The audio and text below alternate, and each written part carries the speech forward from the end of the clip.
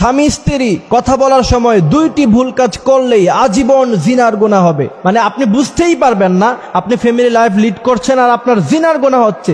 আমার জানা মতে এমন অনেক ফ্যামিলি আছে, আমি জানি যে এদের বিবাহ সম্পর্ক নাই, এরা জিনা করতেছে, কিন্তু তারপরও সামাজিকতা রক্ষা করতে বা সমাজ কি বলবে এ কারণে আমরা অনেক সময় বলি না, কিন্তু জানি। এই কারণে আগে ইসলামিক নলেজ আপনাকে রাখতে হবে। স্বামী স্ত্রী ঝগড়া লাগছেন, এমন সময় যদি এই ভুলগুলো করে ফেলেন তাহলে আজীবন জিনার গুনাহ হবে। আমার ভাইয়েরা, রাসূল পাক সাল্লাল্লাহু আলাইহি ওয়াসাল্লাম বলছেন কয়েকটি জিনিস এমন আছে ঠান্ডা মাথায় করলেও যা, মাথা গরম করে করলেও তা। অনেকে আমাদের কাছে বলে যে হুজুর এই কাজটা করে ফেলছি, মাথা গরম ছিল, এখন আমার উপায় কি? আমার ভাইয়েরা, ঠান্ডা মাথায় করলেও যা, গরম মাথায় করলেও তা। সেটা হচ্ছে ঝগড়া লাগে স্বামী স্ত্রী অনেক সময়, এমন অবস্থা কি করে জানেন?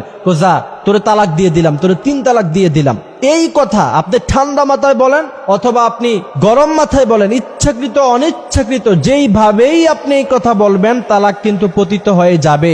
পৃথিবীর যত বড় আলেমই হোক আপনার পক্ষে কিন্তু সে কখনো ফতোয়া দিতে পারবে না। তাকে অবশ্যই, সে যদি ভালো আলেম হয় তাকে অবশ্যই ফতোয়া দিতে হবে যে তালাক হয়ে গেছে। আমার ভাইয়েরা, স্বামী স্ত্রী ঝগড়া করার সময় মাথা ঠান্ডা রাখবেন।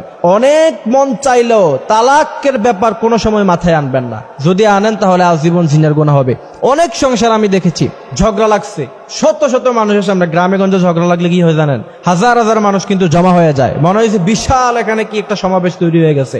এই ঝগড়া লাগা অবস্থায় আমি এমন অনেক লোককে দেখেছি স্ত্রীর তালাক দিয়ে দিচ্ছে, যা তুই তোর বাড়িতে যা।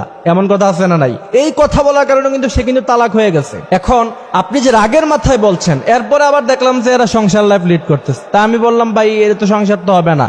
বলছে যে হুজুর কথা বলে না, থাক বাদ দেন। এই সমস্যা কিন্তু হয়ে যাচ্ছে অহরহ। জিনার গুনার আমল নামা কিয়ামতের ময়দানে মাথায় নিয়ে আপনাকে উঠতে হবে। আমার ভাইয়েরা, এই কারণে মাথা ঠান্ডা রাখবেন। স্বামী স্ত্রী কথা বলার সময় ঝগড়া যদি কখনো লেগেই যায়, ঝগড়া লাগতেই পারে, তালাকের ব্যাপার কখনো মাথায় আনবেন না।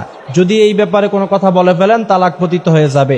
আজীবন যদি তার সাথে সম্পর্ক রাখেন জিনার গুনাহ আপনার আমল নামায় উঠবে। দ্বিতীয় নাম্বারে, যেটা আমরা অনেক সময় জানি না, স্ত্রীর প্রশংসা করতে গিয়ে ভুল ক্রমে অনেক সময় স্ত্রীকে কিন্তু এই কথা বলে ফেলে যে তোমারে দেখতে আমার মায়ের মতো লাগে, তোমার এই দিকটা দেখতে আমার মায়ের মতো, ওই দিকটা দেখতে আমার মায়ের মতো।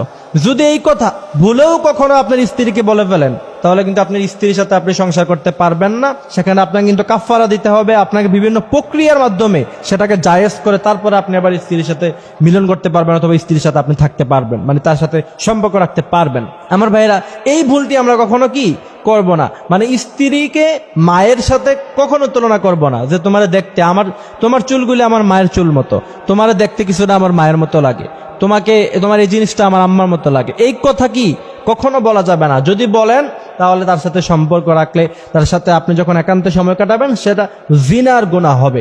এই জন্য এই দুইটি বিষয় আমাদেরকে খেয়াল রাখতে হবে। ইসলামিক নলেজ না থাকার কারণে কি হচ্ছে জানেন?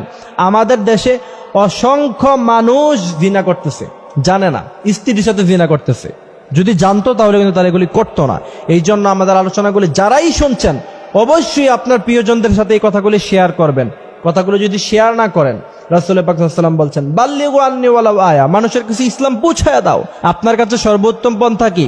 আমাদের আলোচনা যখন রেকর্ড হয় তখন কি করবেন? শেয়ার করবেন। বাল্লিগু আন্নী ওয়ালাউ আয়া, এই হাদিসের উপর আমল করবেন, তাহলে সারা পৃথিবীর সব মানুষ ইসলাম জানতে পারবে। আল্লাহ পাক আমাদের এই কথাগুলি বোঝার তৌফিক দান করুক, আমিন।